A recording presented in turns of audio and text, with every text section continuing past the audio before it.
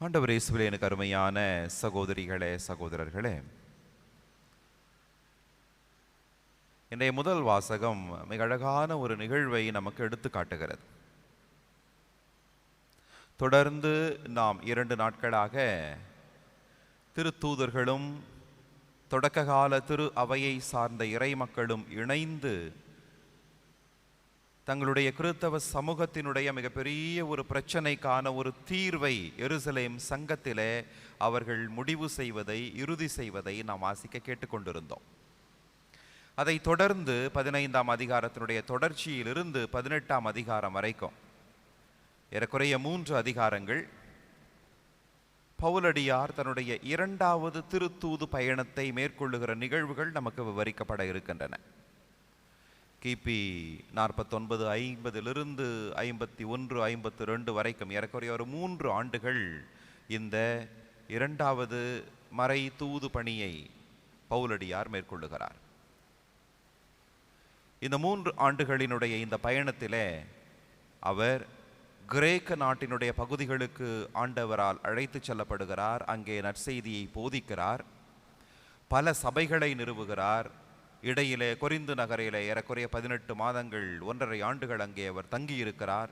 இப்படி ஒரு நீண்ட பயணமாக இந்த பயணம் அவருக்கு அமைகிறது. ஒரு பயனுள்ள பயணமாக கிரேக்க நாடு முழுவதும் பல நகரங்களிலே திரு அவையை உருவாக்குகின்ற ஒரு பலன் தருகின்ற பயணமாக அவருக்கு இந்த பயணம் அமைய இருக்கிறது. அந்த பயணத்தை துவங்குகிற ஒரு நிகழ்வு தான் நமக்கு இன்றைய முதல் வாசகத்திலே தரப்பட்டது. இதிலே நாம் பார்க்க வேண்டியது 2 முக்கியமான நிகழ்வுகள். ஆசிய பகுதியிலே ஏற்கனவே அவர் நற்செய்தி அறிவித்திருக்கிறார். மத்திய ஆசிய பகுதி, ஏசியா மைனர் என சொல்லப்படுகின்ற இன்றைக்கு இருக்கின்ற துருக்கி பகுதி, அங்கே அவர் ஏற்கனவே நற்செய்தியை போதித்திருக்கிறார். மீளவும் அங்கே போக வேண்டும் என்று விரும்புகிறார். அப்படி அவர் விரும்புகிற போது தூய ஆவியார் அவரை அங்கே போக விடாமல் தடுக்கிறார். 2வது பிக்கினியா எனப்படுகின்ற ஒரு பகுதிக்கு செல்ல வேண்டும் என்று விரும்புகிறார். அங்கே நற்செய்தி அறிவிக்க வேண்டும் என்று அவர் ஆசைப்படுகிறார்.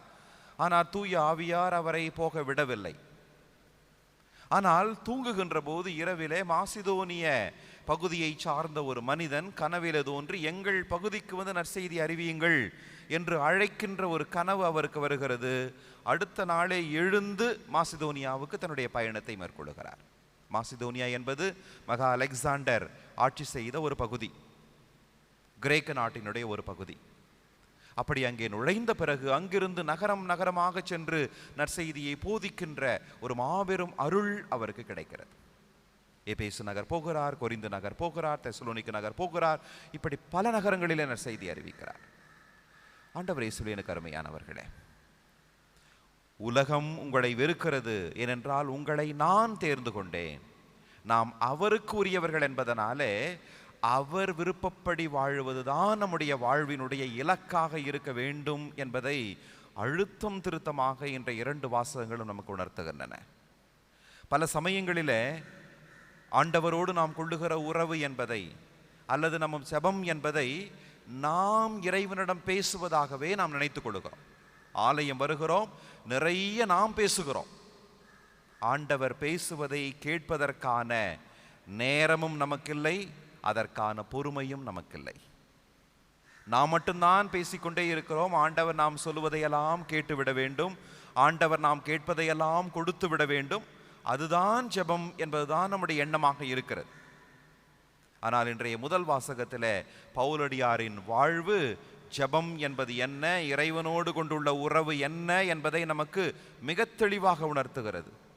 நாம் விரும்புவதை இறைவன் தருவார் என்பது அல்ல இறைவனோடு உள்ள உறவினுடைய தேவை. மாறாக இறைவன் நமது வாழ்வில் என்ன விரும்புகிறார் என்பதை நாம் உணர்ந்து கொள்ள வேண்டும் என்பதற்கான தேவையை தான் ஆண்டவரோடு நாம் கொள்ளுகிற உறவு நமக்கு உணர்த்துகிறது. பவுலடியார் விரும்புகிறார் ஆசியாவுக்கு போக வேண்டும் என்று, பவுலடியார் விரும்புகிறார் பிக்கினியாவுக்கு போக வேண்டும் என்று. ஆனால் தூய ஆவியாருடைய விருப்பம் அதுவாக இல்லை. அங்கே நீ போக வேண்டாம் என்று தடுக்கப்படுகிறார். ஆனால் அவர் விரும்பாத, அவர் எதிர்பார்க்காத, அவர் நினைக்காத ஒரு பகுதிக்கு அவரை தூய ஆவியார் செல்லும்படி தூண்டுகிறார். நமது வாழ்விலே, இறை உறவிலே, இறை பிரசன்னத்திலே நாம் நிலைத்திருக்கின்ற போது இறைவன் நமது வாழ்வில் என்ன விரும்புகிறார் என்பதை நாம் உணர்ந்து கொள்ள முடியும். அதற்கு கால அவகாசம் தேவை.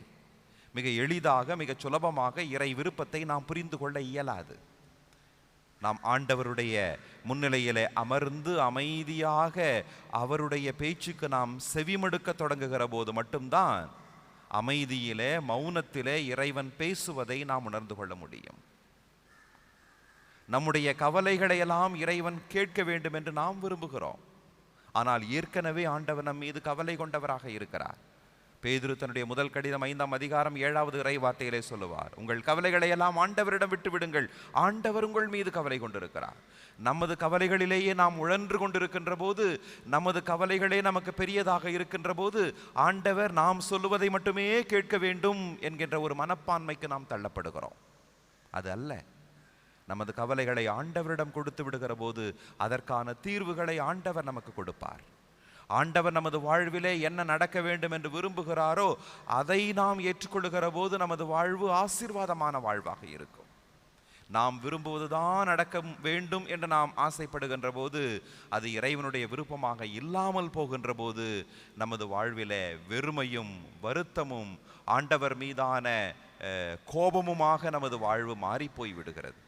எனவே இந்த நாளிலே பவுலடியாருடைய வாழ்வு நமக்கு கற்றுத்தருகிற பாடம், தூய ஆவியாருடைய தூண்டுதலுக்கு, இறைவனுடைய விருப்பத்திற்கு நமது வாழ்வை ஒப்பு கொடுத்து விடுவோம். இறைவன் நம்மிடம் என்ன விரும்புகிறாரோ அதை நாம் செய்ய வேண்டும் என்று நாம் விரும்புகின்ற போது நமது வாழ்வு அர்த்தமுள்ளதாக இருக்கும், நமது வாழ்வு ஆசியுள்ளதாக இருக்கும், நமது வாழ்வு பயனுள்ள வாழ்வாக இருக்கும். அதற்கான அருள்வரத்தை இந்த திருப்பலியிலே வேண்டுவோம்.